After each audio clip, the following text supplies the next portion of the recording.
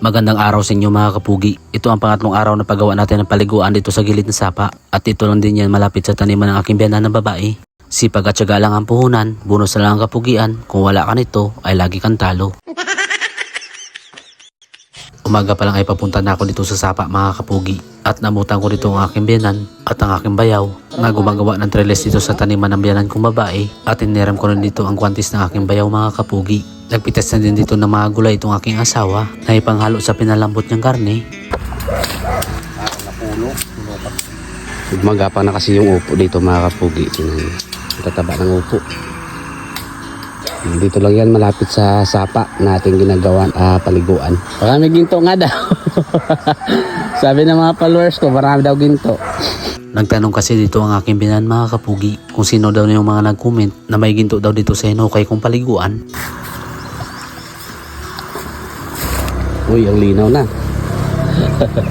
Maganda talaga kapag may bato mga kapugi. O, tingnan nyo, ang linaw. Pero meron pang konting putik na maganda talaga may bato. Tingnan mo natin. Dito naman sa kabilang taniman mga kapugi ay abala naman dito ang biyanan kong babae sa pagbungkal ng lupa para makapagtanim na ulit siya dito ng pichay. Bali gumamit na pala ako dito ng guantes para magukay sa ginagawa kong paliguan. Hindi na siya masyadong lumulabo pagka may bato. Medyo masakit na kasi dito ang ating kamay sa kakahukay natin.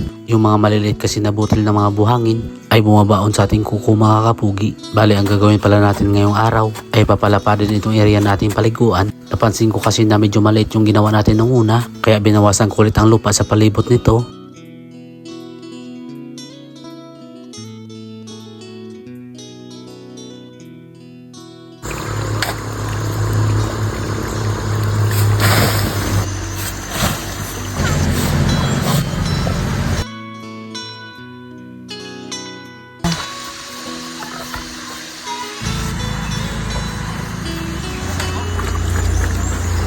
Medyo malalim na sana dito yung hinukay ko sa gitna mga kapugi. Kaso nung nagbawas tayo dito ng lupa sa gilid ay parang bumalik na naman tayo ulit dito sa umpisa. Kung tingnan mo nga dito ay walang pinagbago pero pinagpatuloy ko pa rin dito ang mga ginagawa ko mga kapugi.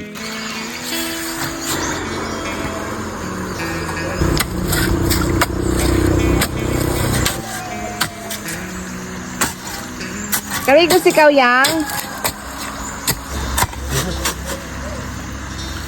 Dito ay nagpasyahan ko na munang alisin lahat ng mga bato para lumuwag lang muna itong ating ginagalawan mga kapugi.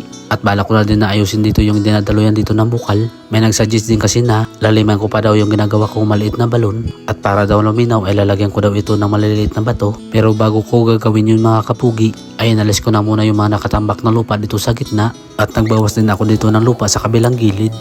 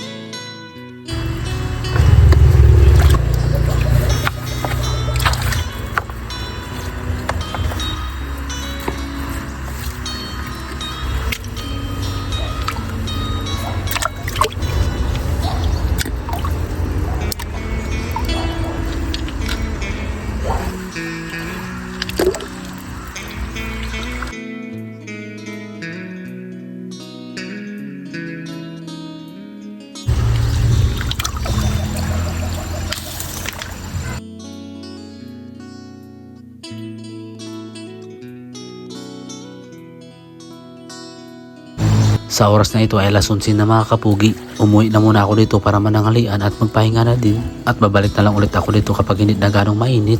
Yan, medyo hindi na ganong mainit kaya babalik na tayo sa pagtatrabaho. Pasadong alas 3 ito mga kapugi. Kapag alauna kasi sobrang init dito. Yun, malinaw na oh. Medyo malawak na siya.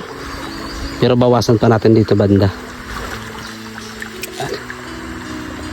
Pwede na tayo maligo dyan. Pero palalimin muna natin to.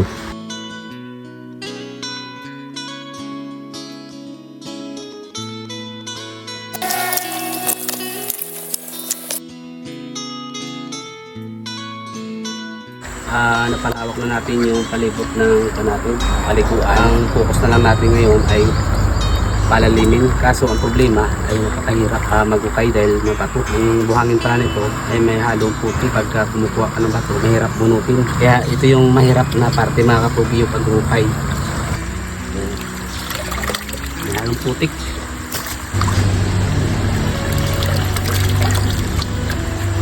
Pag napalalim na natin ito mga kapugi, sisimintuhan natin ito dito.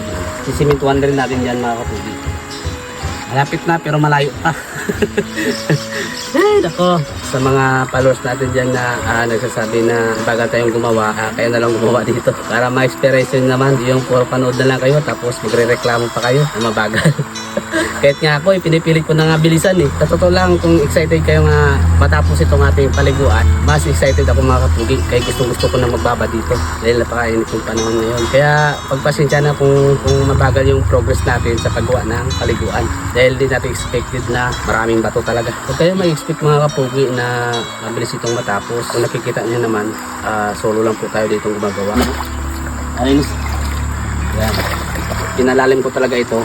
Para kahit na may ginagawa tayo dito mga kapugi, hindi tayo magbuhos. At least kahit mainit man, ay pampalamig pa din sa ating katawan. Inalis ko yung mga dahon-dahon eh. Mga dahon kasi.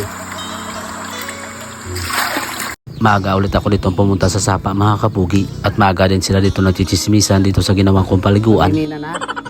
Balak pa nga dito ng aking asawa kapag matapos na daw ay dito na siya maglalaba. At sa gilid itong sapa ay may mga tanim na mga gabi. At tinignan din dito ng aking biyanan na lalaki kung ano yung mga plano ko dito sa paggawa ng paliguan mga kapugi. Bali ang gagawin ko pala dito ngayong araw ay laliman ko itong area na pagbabara ng ating katawan. Sa mga nagtatanong nga pala dyan sa comment section kung aasikasuhin ko pa daw yung treehouse dun sa taas ng bundok, syempre naman mga kapugi, babalik tayo doon kapag hindi na ganong mainit at kapag magsisimula na kami doon na magtanim. Sa ngayon ay paggawa na muna ng paliguan yung ating ahatupagin dahil sa masarap magbabad sa tubig sa panahon ngayon. At sa mga nagsabi na maglagay daw ako ng hose pag galing dito papuntang treehouse ay napakalabong gawin mga kapugi dahil napakalayo ang area na ito papunta doon sa ating treehouse. Kung maglalakad tayo papunta doon mga kapugi ay aabutin tayo ng 15 to 20 minutes. Kaya nga kapag umakit kami ng bundok ay lagi kaming may dala na motor tapos iniiwan na lang namin doon sa gilid ng kalsada. Ginawan ko na din ito ng vlog mga kapugi kung gaano kalayo yung bahay namin papunta doon sa treehouse sa itaas ng bundok. Buhay na buhay pati. At kung nagtataka kayo kung bakit mabagal ako dito sa pagukay ng ating paliguan dahil sa maraming nakasagabal dito malalaking mga bato, pero pinagtsagaan ko pa rin ito mga kapugi dahil kapag natapos kong magawa itong ating paliguan kahit anong oras ay pwede na tayo dito magbabad ng ating katawan. Bale ang gagawin pala natin dito mga kapugi ay palalimin ko ito ng lagpas tuhod lang, yung pwede tayong umupo habang tayo dito ay naliligo.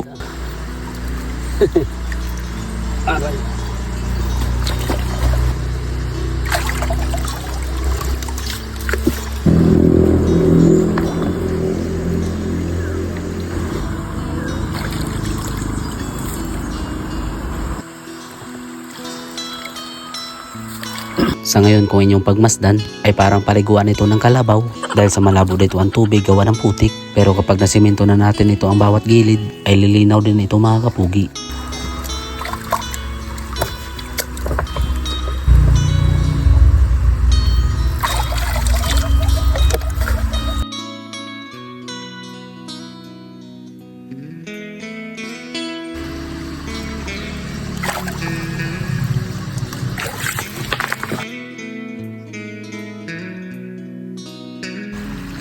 Medyo mainit na nga dito sa aking pinapwestuhan kaya niloblob ko muna dito ang aking buong katawan dahil sa may presko dito ang tubig mga kapugi.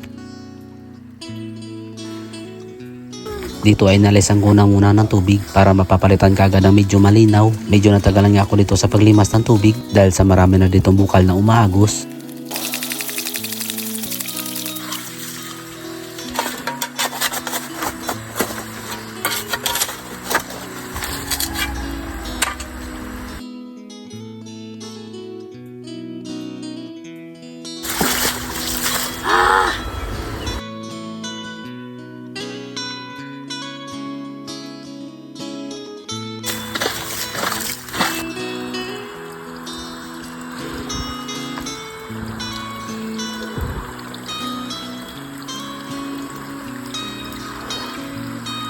Medyo malalim na mga kapugi, pero laliman pa natin ito dahil lalagyan pa natin ito ng bato.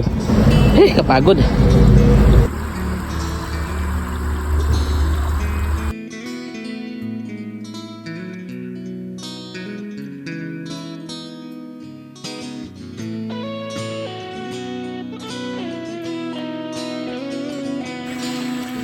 Ay, malalim na pala. Medyo malabo pa mga kapugi, kailangan pa natin ito lagyan ng bato at talalimin pa natin ito lalo mga kapugi. Kaya ngayon magbababad muna tayo. Sarap.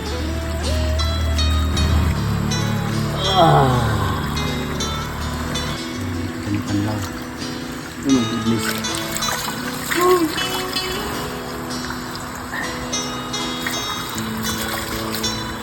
Pili ng paliguan.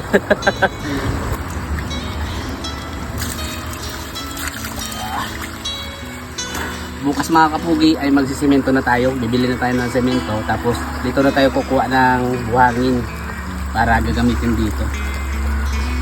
Yan. Para patasin pa natin itong kanya. Yung lelo niya.